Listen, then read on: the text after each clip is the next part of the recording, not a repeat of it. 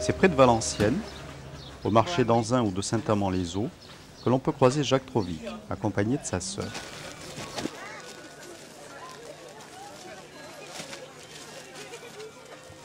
Il a quitté l'école très tôt pour raison de santé, et c'est en observant les femmes de la maison qui effectuaient des travaux d'aiguille qu'il a appris à coudre et broder.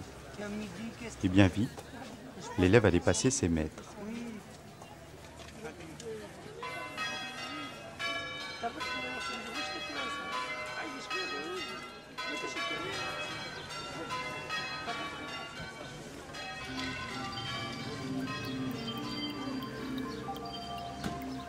Feutrine, toile de jute, simple bouton, ruban, dentelle, bijoux de pacotille, accessoires de poupée, pelotes de laine lui servent à confectionner, avec une immense patience, de grandes tapisseries patchwork qu'il expose aujourd'hui un peu partout dans le monde.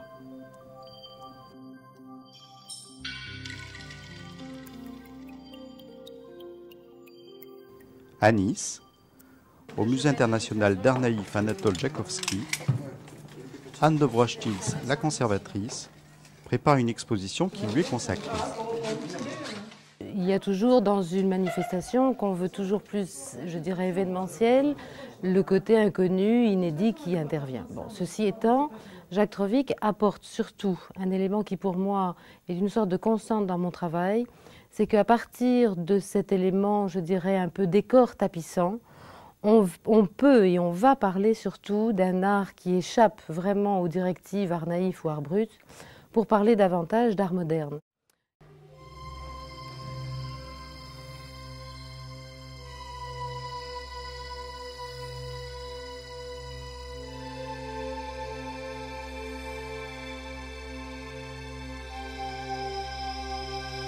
Bon, Trovic appelle ça des tapisseries, mais on est bien tous d'accord pour savoir que ça n'emprunte, je dirais, aucune technique à quiconque.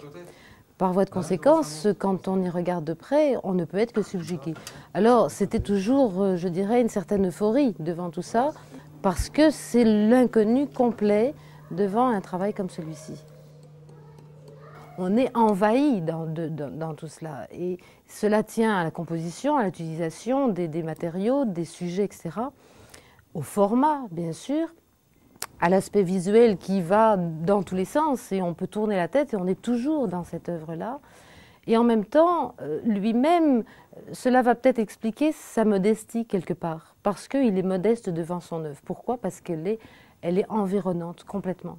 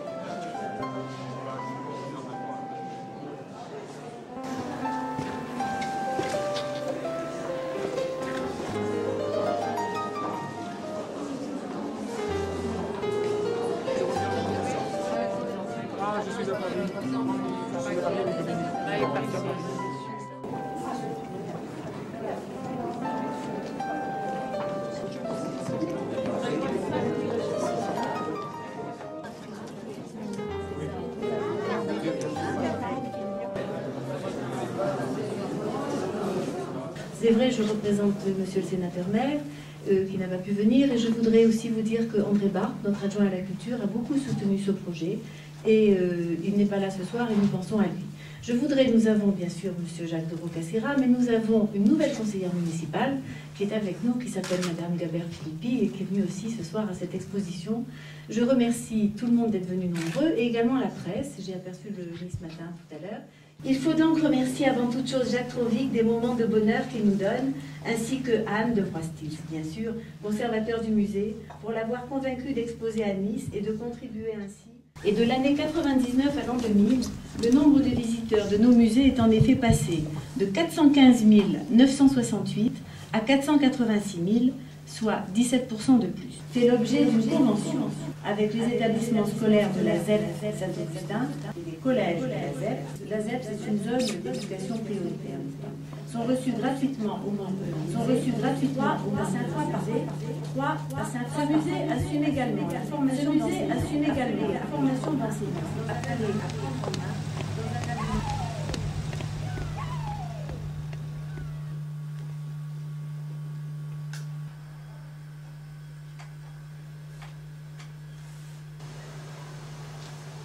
Moi, les gens pensent que c'est heureux, que j'ai pas la solitude, mais j'ai beaucoup de solitude. Tous les artistes, comme vous voyez, comme Dalida et tout, elle avait du succès, tout ça, et c'est pas pour ça comment elle a fini. Pourtant, elle avait l'argent, elle avait tout, mais c'est des artistes qui sortent très seuls après qu'ils ont fini leur gala ou. C'est comme moi, après mes expositions, je me mets sur mes tapisseries, c'est tout. Là, ça me distrait quand même que je vais à mes vernissages, que ça rapporte du succès, mais... Parce que je pensais pas avoir si tant de monde au vernissage, surtout que ça faisait 30 ans que j'avais pas exposé à Nice. Et puis, quand c'est tendu, c'est bien. Quand ici, à côté de ma cuisine. C'était dans un musée, c'était mieux. Ouais. C'est plus officiel que dans une galerie. Ça rend bien.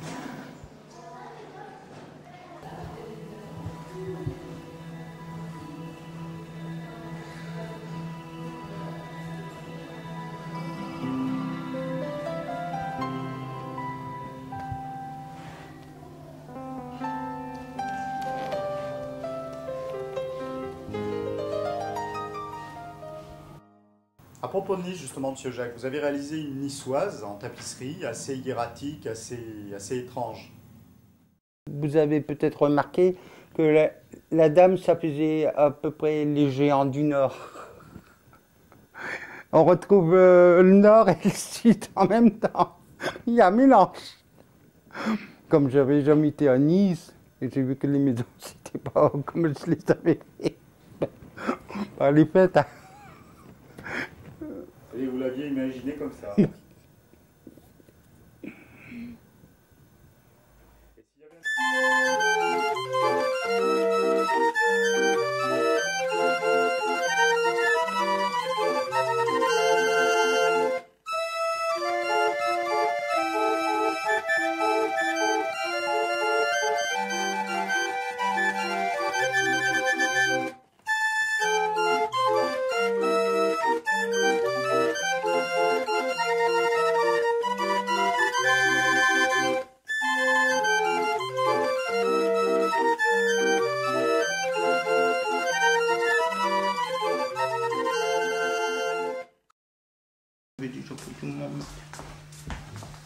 Tu me donnes un coup de main, mon Diane.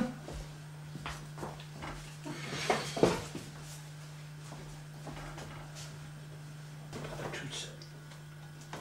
Au-dessus. Comment ça? Oh.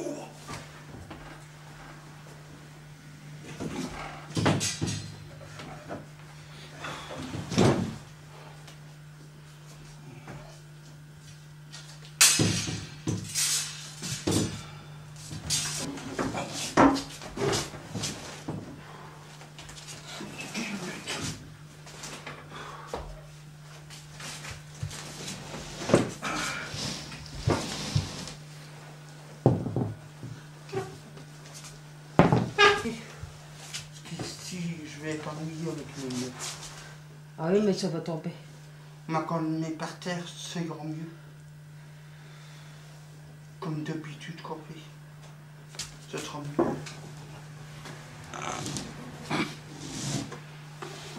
Essaye de le soulever pour que... Et soulève-le. Après, on peut de le tourner. Ouais, je te l'avais dit. Oh, c'est mieux qu'on le fait battre. Ça fait combien de mètres ça? Faut qu'il y aura Moi. Tu le mesures? Excusez-moi. Tirez. Vous voulez que je vous aide? Oui, parce que tu vas me donner un coup de main. Je vous ennuie. Hein. Ah non, hein, c'est pas pour ça. D'accord. Sergent, il va vous... Je fais revenir la toile de jeu des usines des Flandres. Et là, je découpe selon mon dessin que je vais réaliser, soit sur 1 mètre, 2 mètres, 3 mètres. C'est des rouleaux de 100 mètres sur 2 mètres 60. Puis après, je le surfile pour dire que les fils qui ne servent pas, que ça fait une finition.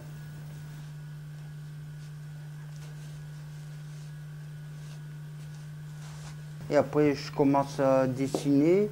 Après, je pose du tissu et je commence mon soleil. À part que seulement je prends un bol pour faire mes soleils ou mes lunes. Pour qu'ils soient ronds, parce que les traits, j'arrive pas à les faire ainsi, mais les ronds, il faut que je prenne un bol. C'est vraiment droit. Parce que comme je fais pas de maquette de dessin avant, je directement brut sur la toile de jute. Alors des fois, je dessine tellement trop grand que je suis obligé de rajouter. J'ai toujours mon nez sur mon travail, mais je le vois jamais. C'est quand c'est vraiment accroché que je dis. Pour ça, des fois, je remarque, c'est pas tellement droit, les traits, mais quand c'est fini, hein, je peux pas retracer.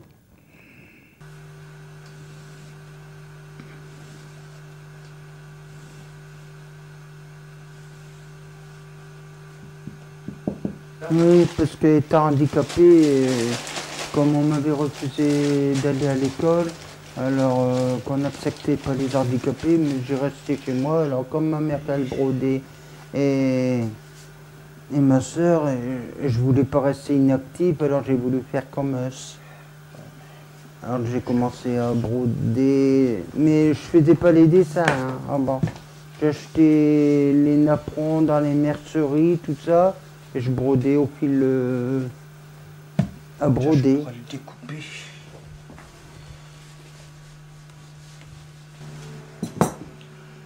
Là, il faut que je fasse bien les formes. Et après, j'étais à l'école à Saint-Amand qui m'ont quand même accepté vu mon handicap. Et là, j'ai commencé à faire de la peinture et de la mosaïque. Et comme ils devaient te faire des expositions à l'étranger, c'était un groupe de filles qui faisait seulement les tapisseries là-bas. Alors j'ai levé la main, j'ai dit si vous êtes en retard, j'écoute moi. Alors du coup, elle m'a dit, bah, fais un essai quand même pour un garçon qui s'écoute. Je vais te prendre un essai, aussi bien on est obligé d'envoyer au plus vite possible les tapisseries en Union soviétique et en Finlande. Alors je lui ai dit, bah, je vais vous montrer. Et quand elle a vu que je faisais du beau travail, elle m'a dit, tu travailles mieux que les fils. Maintenant, tu continues la tapisserie. Alors j'ai arrêté la peinture. C'était très mal vu, surtout dans les corons. D'abord, vous savez, un garçon qui coud et tout. D'abord, je n'allais pas à l'école, je cousais et tout. Bon, après, ça a bien vu quand France, je peux le dire, France 3 est venu chez moi. Ils ont vu les caméras, les camions marqués en grand. Alors, tout le monde y est sorti. Ils ont dit, bon, on peut le prendre quand même un peu au sérieux maintenant si la télé s'intéresse à lui.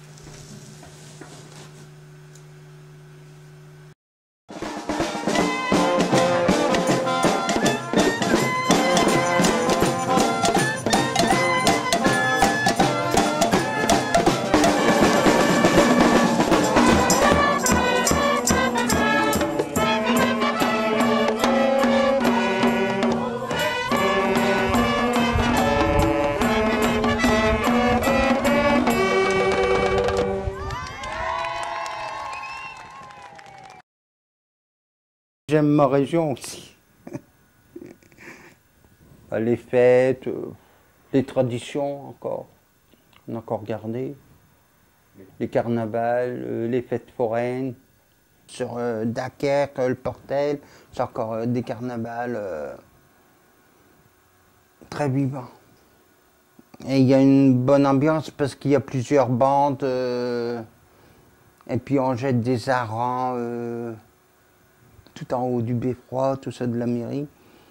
Et c'est très vivant.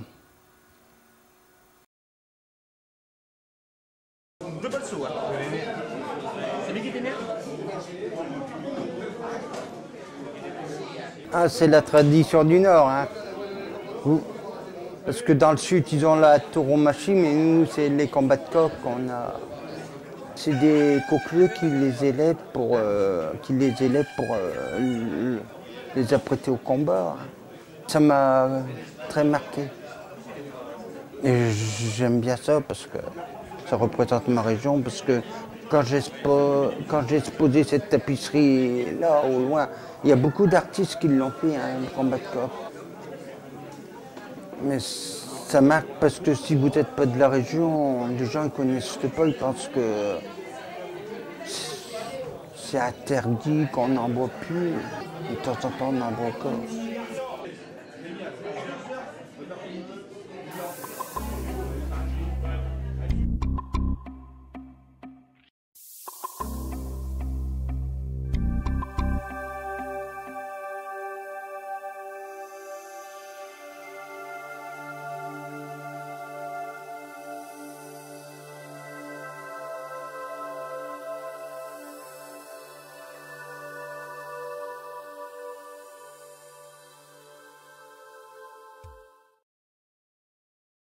J'ai vu que autour, là, tout autour, le cartouche, cette fois-ci, vous avez mis comme des grillages oui. blancs. Ça correspond à quoi? Bah, c'est pour dire protéger les spectateurs avec les grilles, parce que quand ils combattent, hein, c'est vraiment avec leurs griffes là qu'ils mettent autour, c'est quand même dangereux. Hein. Vous en avez vu des combats? Oui.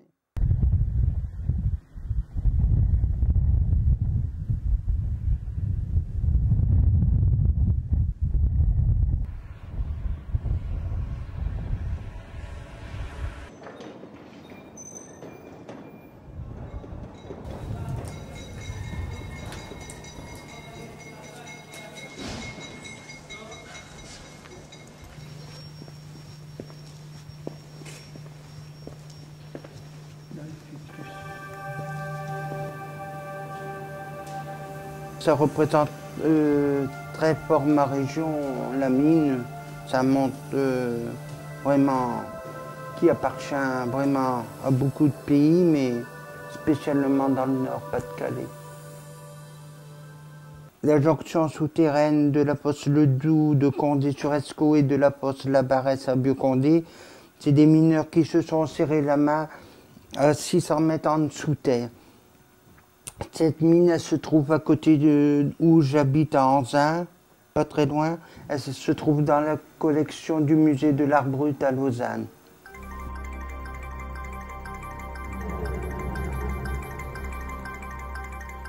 Nassan Barbe, c'est la patronne des mineurs et des pompiers, des artilleurs, tout ce qui touche au feu.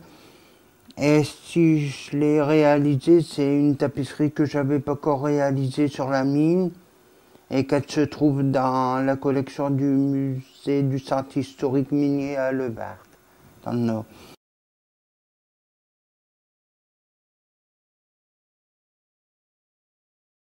Alors, en tant qu'enfant de la région Nord-Pas-de-Calais, puisqu'il est originaire d'Anzin, qui est le haut lieu de la culture minière, puisque c'est à Anzin que la première compagnie a été créée au XVIIIe siècle, Jacques Trovic a le même tempérament, la même culture que les habitants de la région, et notamment une grande humilité, une grande modestie. C'est une région dans laquelle les gens ont eu l'habitude de souffrir, donc ça leur a donné une certaine humilité que l'on retrouve chez Jacques Trovic, qui ne va pas traiter dans ses œuvres de grands thèmes métaphysiques, mais qui regarde simplement autour de lui le marché, la boutique, la boulangerie. et les retranscrit, mais en même temps en les faisant passer par son imagination, sa force créatrice, c'est-à-dire qu'il ne reproduit pas le réel, il nous restitue l'ambiance.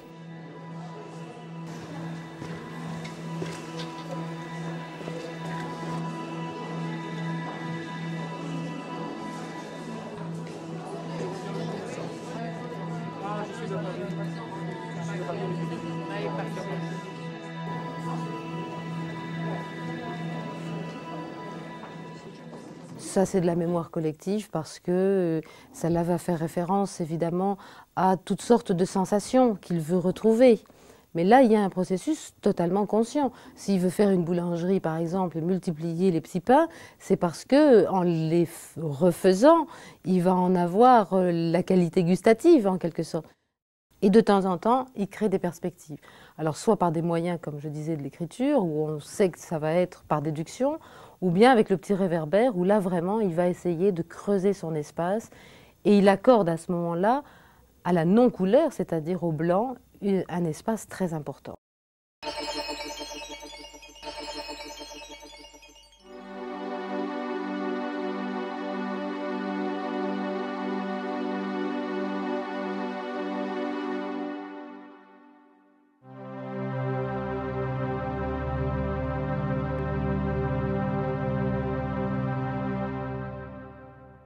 Les tapisseries de Jacques Trovic sont très chargées, très remplies. Il y a un cartouche qui reprend souvent des éléments qui figurent dans la tapisserie. Il y a des écritures. Alors, est-ce que c'est une sorte d'inventaire, comme le font finalement les artistes contemporains, les conceptuels? Oui, tout à fait. Tout à fait. On parle d'inventaire, on peut parler aussi du choix des lettres qui reviennent. Alors, contrairement aux cubistes qui vont écrire jour et puis bon, jouer sur l'aplat par exemple, lui, il joue sur l'aplat, mais il le renverse, il va encore plus loin qu'eux. C'est-à-dire qu'au lieu d'écrire la modice, il le fait à l'envers. Pour lui, c'est naturel, puisque en fait, sa réflexion est basée sur le principe qu'il est à l'intérieur, donc il voit l'affiche à l'extérieur, et donc à l'envers. Mais pour nous, automatiquement, il y a un renversement de l'espace. Et donc, c'est exactement comme si on était capable de tourner tout autour. Et je pense que ce problème d'inventaire, pour lui, ça n'a même pas le sens d'une accumulation, c'est peut-être parce que ça pourrait relever, on va dire, de l'horreur du vide. À la limite, ça peut être autre chose, mais c'est quelque chose dans ce goût-là, tout au moins dans son esprit. Mais pour nous qui le recevons, l'œuvre n'est pas quelque chose d'aplat, contrairement à ce qu'elle représente réellement, mais elle va se multiplier par, je dirais, des éléments qui vont se répondre les uns aux autres, et de résonance en résonance, on arrive finalement à un environnement. On n'a jamais fini de découvrir le détail d'une œuvre de Jacques Trovic. Et donc là, on peut s'arrêter et on ressent l'ambiance, mais on fouille également du regard et on trouve toutes les richesses qu'il a pu broder, coudre sur ses œuvres. Ces œuvres sont très apaisantes. Il m'est arrivé dans le stress du travail d'une semaine, il m'est arrivé dans ces cas-là de quitter mon bureau et d'aller m'installer devant la tapisserie qui est la pause café, qui est très douce et qui est le moment où on sent qu'on peut s'asseoir et bavarder calmement autour d'une tasse de café, et il y a quelque part une vertu un peu thérapeutique des œuvres de Jacques Trovic qui peuvent détendre les gens les plus énervés ou les plus stressés.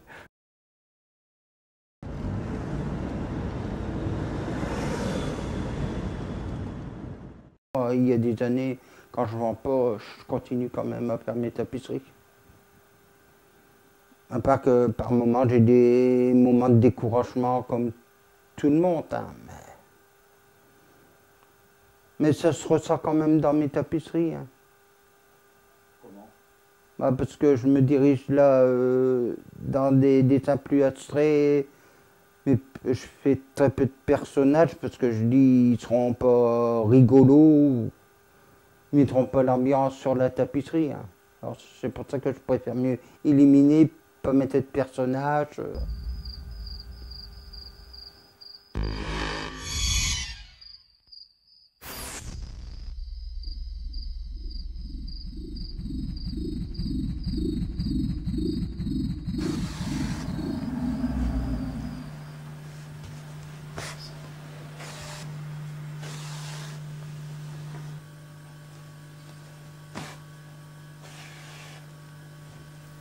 Mais je voudrais encore en faire plus pour dire à mes expositions qu'il y aurait encore plus de choix, tout ça.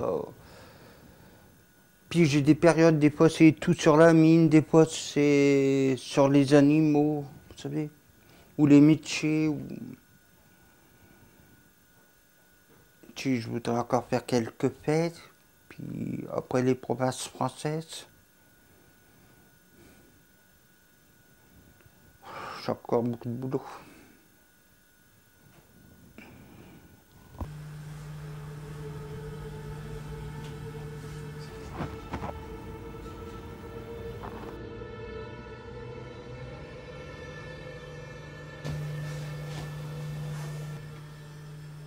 Le Solel, c'est ma signature, avant mon nom. Et chaque tapisserie, ils ont des Solels différents. Quand il y a du Solel, les gens sont heureux, les gens sont pas tristes. Et puis, moi j'adore le Solel. Qu'est-ce que je déteste, c'est l'orage. C'est une frayeur de l'orage. J'ai condamné tous les fenêtres pour pas voir les éclairs.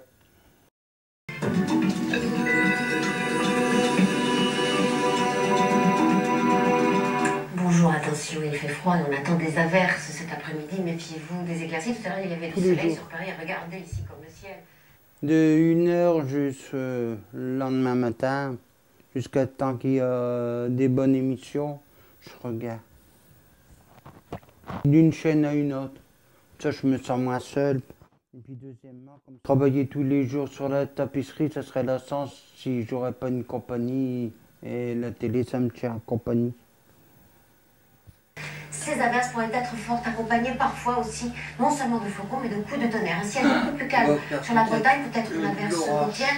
Un ciel ensoleillé près de la Méditerranée, mais attention, le vent du nord ou d'ouest, de sud-ouest soufflera fort. Des averses aussi sans doute sur la Corse ce soir. Mais que dire de ceux qui changent vraiment le monde? Les inventeurs. Pourrions-nous reconnaître un inventeur dans la rue?